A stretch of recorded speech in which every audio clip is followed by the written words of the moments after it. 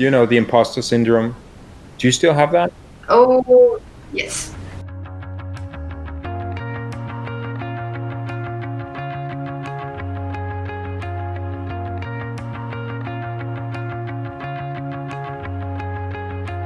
Hello and welcome. My name is Mark Pierre Sondergaard. I'm a texture artist in visual effects. Welcome to my podcast. Let's be honest, a life and a career as a working artist can be very fulfilling, but it's not for the faint of heart. It's filled with challenges and obstacles, and the path forward is not always clear or simple. On this podcast, we discuss all of this openly and honestly with experienced artists who have already walked that road. That's why I call it the Naked Texture Artist. There are many podcasts that focus on and celebrate all the big achievements in visual effects and animation. But my career as a texture artist has not been one unending victory lap. So personally, I'm more interested in learning how my fellow artists handle the hard things, when things don't work, when things break, or when we're expected to produce the impossible. All of that stuff that takes place behind the curtain. So I invite you to join me on this journey. Hopefully together we can learn from the artists who went before us, save ourselves some scars and some tears, and increase our joy as working artists. Welcome to the Naked Texture Artist.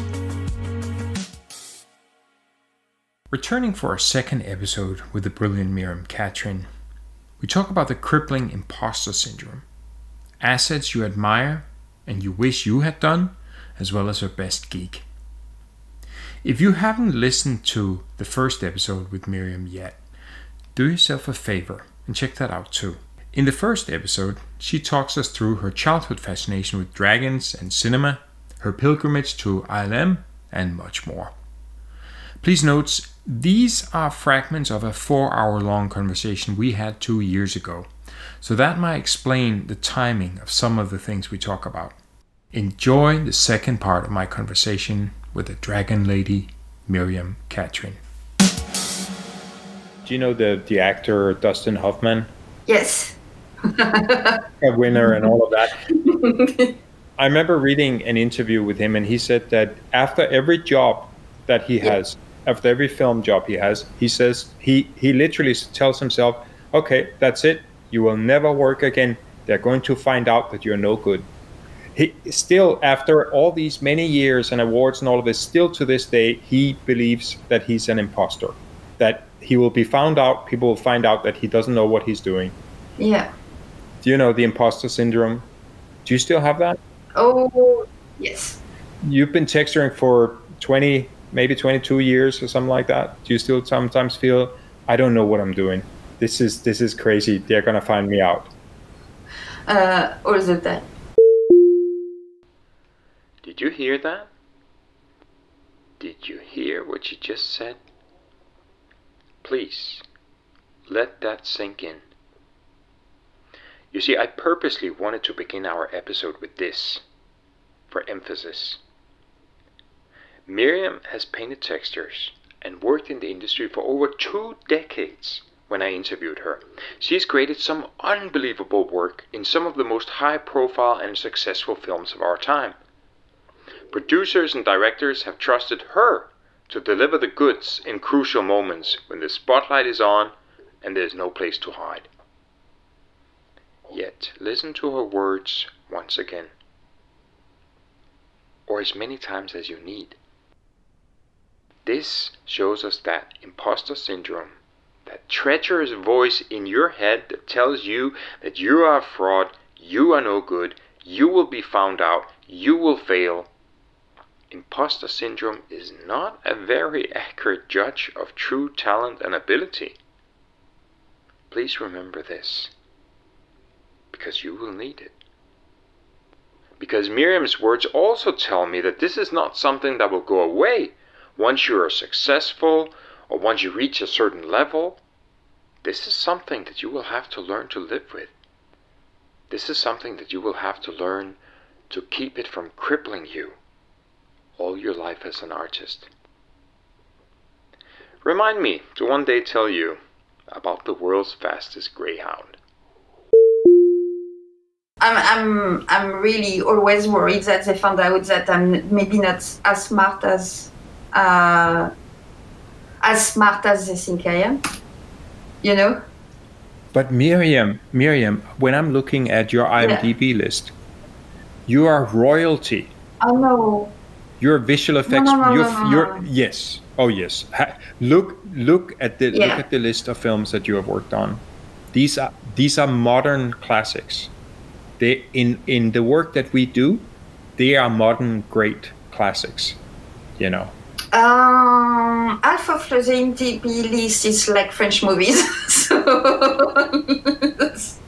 that nobody saw.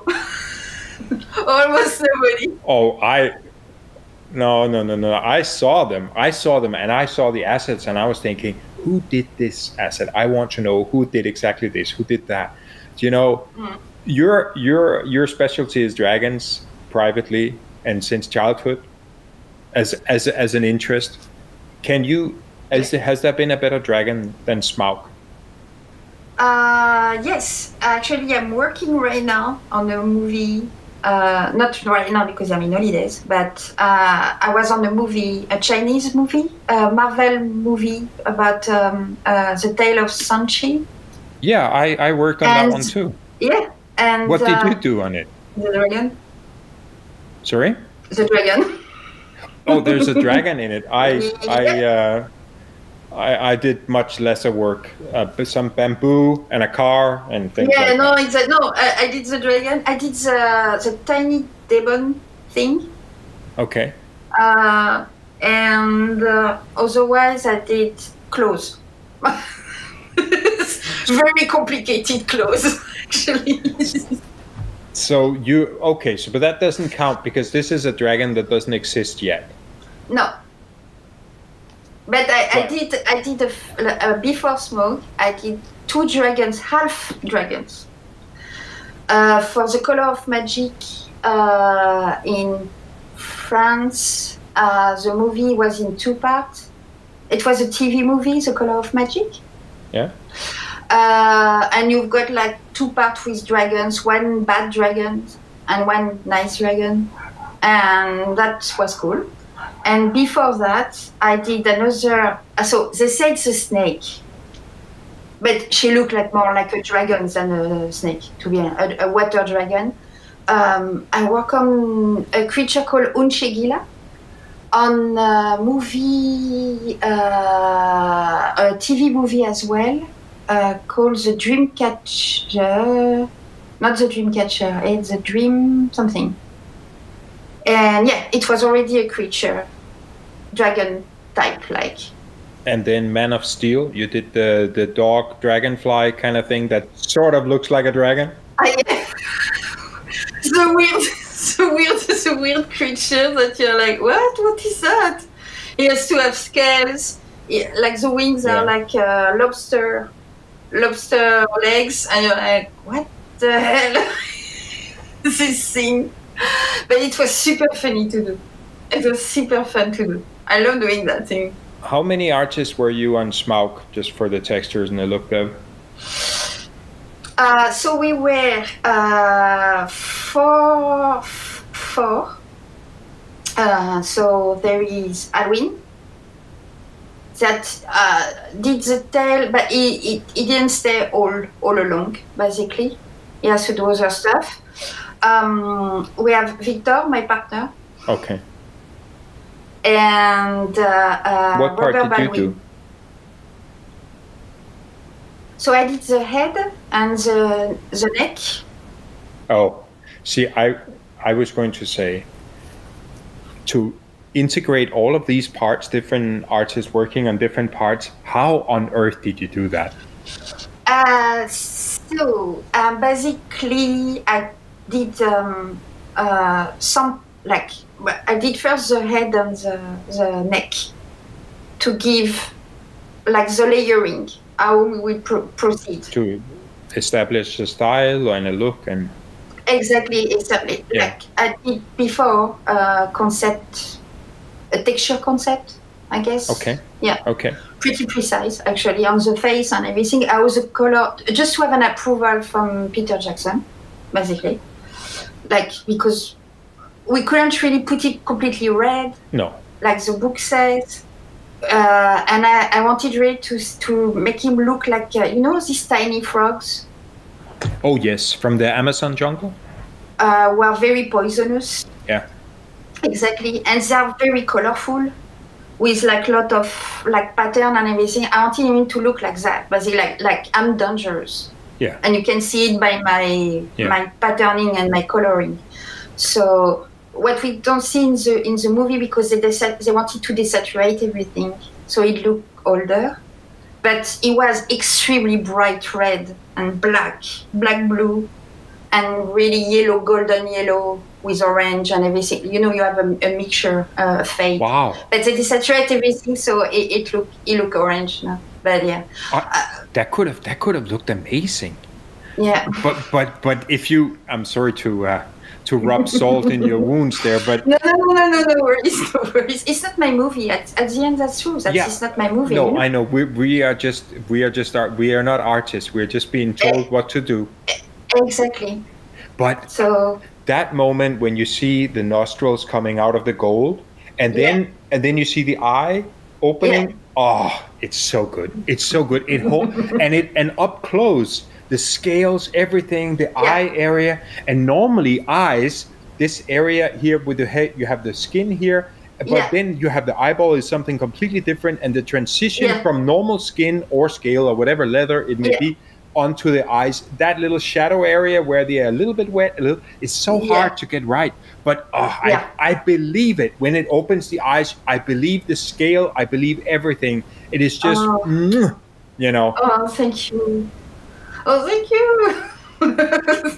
No, it's not a iteration. Oh, of course. A lot of pain and a lot of time.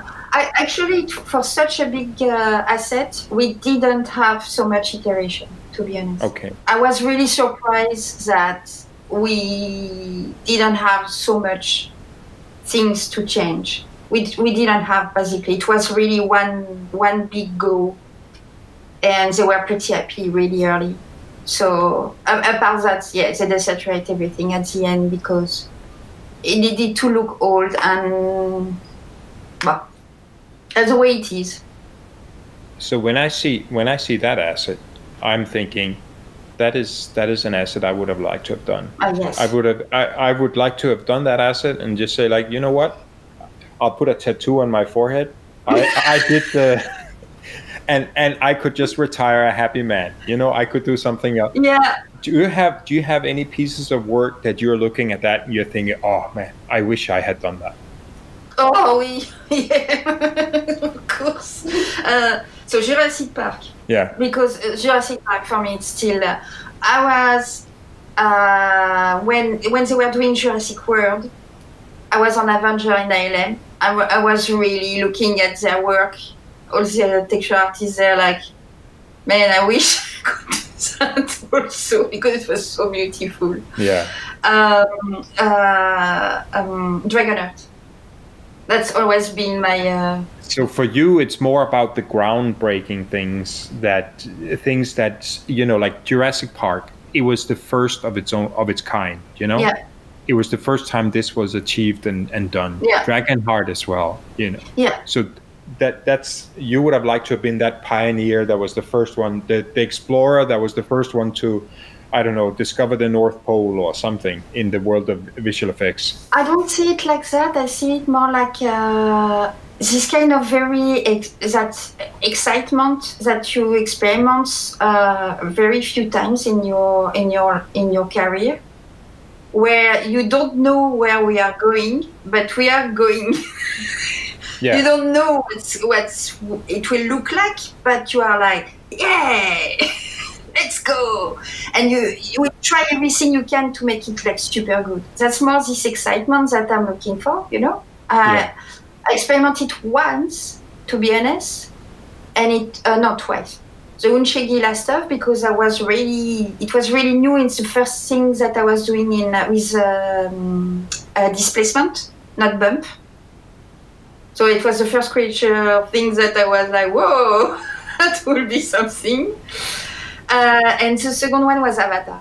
Avatar, we are like for a very lot of months. You are looking at the shot and you are like, I mean, you see that concept, you see that it's super beautiful.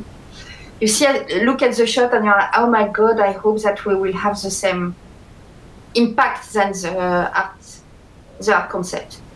But okay. I'm really worried because there is so much work, and but there is this excitement because it's new. It's new. Nobody saw that before. You never did that before, and you don't know how it will land. But it's exciting. You did the big home tree for Avatar? Yeah, yes. Did you, if you think about the challenges that you had on Avatar, the first one, and the second Avatar, 11 years later, what are the challenges on the second Avatar compared to the first one? That will tell us something of where the industry has gone in 11 years. That's because the thing is that we are still working on it. Yeah. I mean, not me, because I'm on the Chinese one. I don't know if it will be politically correct. Okay. No, I don't want to put you in a difficult situation, but I'm just thinking. No, I found a way to say that. To say something that will make a little more. When I arrive in Weta, it was on Avatar. So, and you were in a company who had a lot of chip on their shoulder. Yeah. A lot of artists who have like chip on their shoulder. They did The Lord of the Rings. They did King Kong. You know, like they are like this very strong company with very few people. Really. You know, and it's. Oh yeah. We were like I arrived. I was one of the the department of texture was tiny before. Really tiny. They were like 3 or 5 or something. How many are you now? Really tiny. Yeah, tiny. Oh wow. 30 something. Yeah, 30 something. But everything was an experiment, and everything was an experiment. It was a normal way of working that basically they let you take over to do your work. So a little bit like ILM, maybe? Yes, exactly. And the exciting thing is that we were learning how to use shaders as well. So for me, it was perfect because in France, I was using shader as well. I was not doing my shader, but I was really used to, test my texture in renders, not blind, like painting something in Mari, and you're like, oh, I don't know what it will look like. Awesome. From one texture artist to another. Are you still sitting on the fence regarding learning look depth? I am forever marveling at what a skilled look depth artist can do with my textures. I doubt that'll ever change. After all, it is another set of eyes looking at the same surfacing challenge. As Marilyn Monroe said, 2 brains are better than 1. For the longest time, I resisted diving into look depth and just focused on painting textures. It seemed quite daunting, and understanding shaders and how they work with light and such is a very different thing to the more painterly nature of texture work. But I had a gig where I was forced into the deep end, look depth wise, and today I'm really grateful for that. Yeah, starting anything new is uncomfortable, and you desperately long to be back in the discipline that you understand and that you're familiar with. But working on the other side of the fence, so to speak, opened my eyes as a texture artist in a way that nothing else could ever do.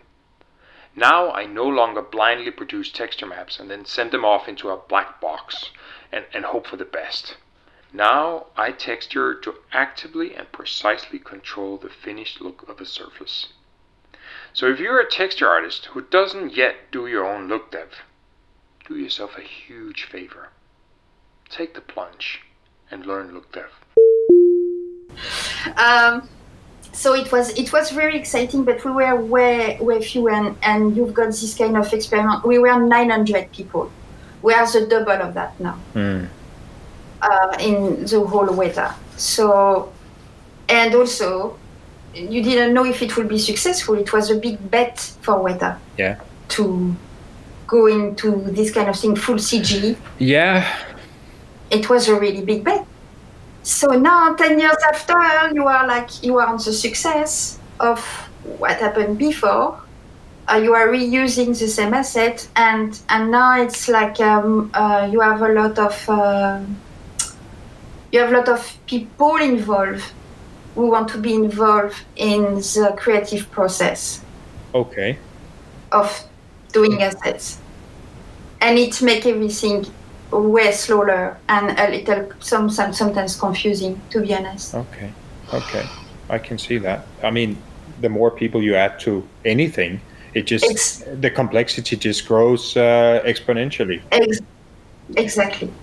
That's just that, because the different opinion or whatever, but it's not even that. It's really like it's more different technical opinions than actually cinematographic opinion, I guess. Like what it will look like in shot. Okay. Just if you look over the course of your career, what was the best gig you ever had? Or it could just be a single best show where everything just, I don't know, was amazing. It all just came together. Prometheus. Yeah? Yeah. Why? Prometheus. Why was that your best gig? But first, because it was we didn't see the movie yet, so we didn't know that it would be not that good, basically. But I was with in an awesome team. We were a very small team. You were working on a Ridley Scott prequel of Alien. Yeah. That is like... Oh, absolutely. Star Wars, Jurassic Park, Alien, Exactly. You're like, wow, that's awesome. And it was, I wanted, and it was so exciting, everything. Like, I was so lucky. I was so lucky. And it's, the trilobite at the end that we did. A terrifying creature, that one. Yeah, it was my baby. I did it. Oh my god, I love working on it. It was awesome, and we got a great supervisor. That asset, if we can just go back to that. Yeah. When you're looking at it in the shots, it is not. It is not something that has great detail standing out. No. It doesn't have strong patterns. No. It doesn't have great variation in contrast. Or how do you approach an asset like that to make sure that it doesn't end up just looking 50% gray, everything, No, actually, like the texture themselves are extremely more complex. Yeah. With like a lot of detail and everything, but really subtle, so you feel them. And it was working on the shader with subsurface to make them appear. Yeah.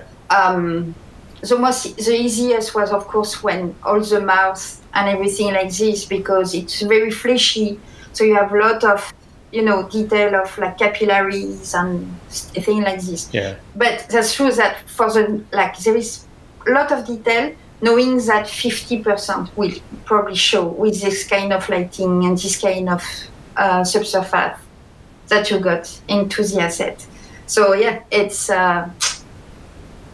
it's shot by shot, basically. We work on it like in general, and after shot by shot, you were like, okay, like put that a little refine more, whatever you need. Exactly. Oh, okay.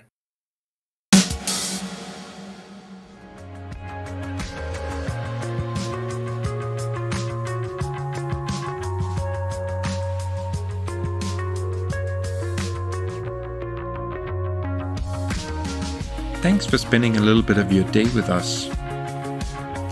We have a tiny bit of housekeeping to do on the way out. If this episode has been helpful to you, why not share the podcast with your colleagues and friends? If you'd like to support the podcast, I'd appreciate if you bought me a coffee. You can do that on Ko-fi. That is spelled ko-fi.com/The Naked Texture Artist.